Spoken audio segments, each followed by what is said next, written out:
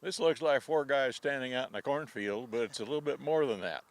Uh, I am with royalty, agricultural royalty, corporate royalty, and want to introduce you to Jeff Martin, Doug Martin, Derek Martin, all of Mount Pulaski, who are now known as in the PepsiCo world the best farmers that there are. And how did this all happen? How did you get this great title that you have? Well, that's good question, Stu. A lot of the things we've been doing the last several years on our farm involve sustainability and regenerative farming and doing things like that, and it's drawn some attention from local folks like ADM and some people like that. And we've been using their regenerations program, and PepsiCo is a big customer of theirs, and PepsiCo decided to have the inaugural Global Farmer Awards this year, and we were nominated as for one of their awards, and fortunate enough to receive one of them. Now, Derek, we've talked a lot of times Yep. about this. How did you get the regenerative part of it into agriculture?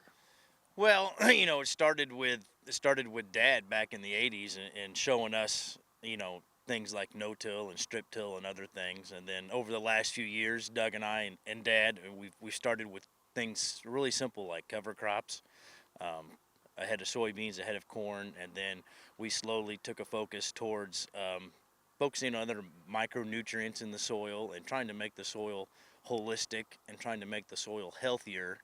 And it's just little steps over time, just like putting a puzzle together. Now, I didn't know whether all of this was you had brought the boys into that sort of agriculture or whether the boys brought you into this agriculture, but they just let the cat out of the bag. Why did, a long time ago when they started farming, why did you want them to learn about this type of agriculture? Well, I was standing in the cornfield one day in the early 80s. The corn was about this high, and I walked out in the cornfield through a dust storm, and it was cutting the corn off at the ground. And I decided this isn't working.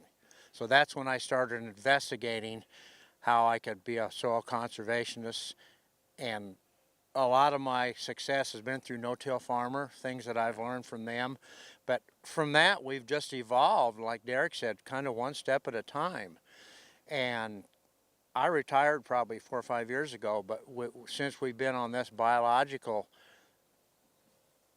go here with adding microbes to the soil and understand, I never really understood what went on under the ground in the soil, how we got nutrient cycling and everything. So it's been so exciting to me that I'm just got to stick with it.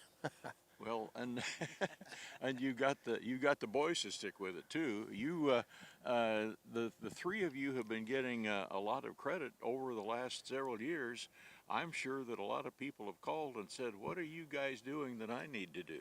Yes, yeah, we do a lot of educational. That's one thing that has to happen is farmers have to be educated on what we have learned, how the soil works, and we've try to put on meetings, and since COVID that we've kind of slowed that up, but we're going to try to get back into the educational part of it. And one reason am encouraged to do this is I'd like to encourage other farmers to get involved in what we're doing, because it not only benefits us and the soil, it benefits the environment, it benefits the health of the grain kernel and the health of the people in the United States, I feel. So I want to promote that to other people.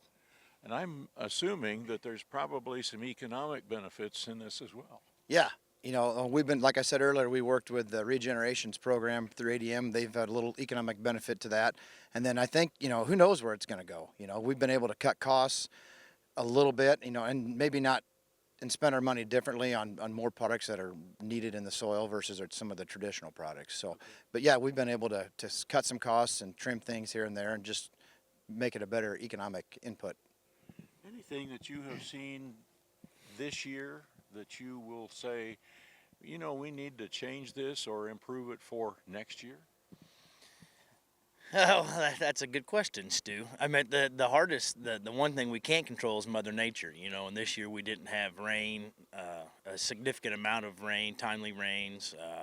It was hot, and so we had 40 nights above 70 degrees in June and July, and that's tough to overcome. And so we see those things. You know, we get a different challenge every year, and we just take those challenges, and through the winter we'll sit down and think about how we can tackle that and how we can improve what we're already doing with the regenerative, sustainable type farming practices. You know, there's always something you can change, and so we'll take a hard look at that this winter.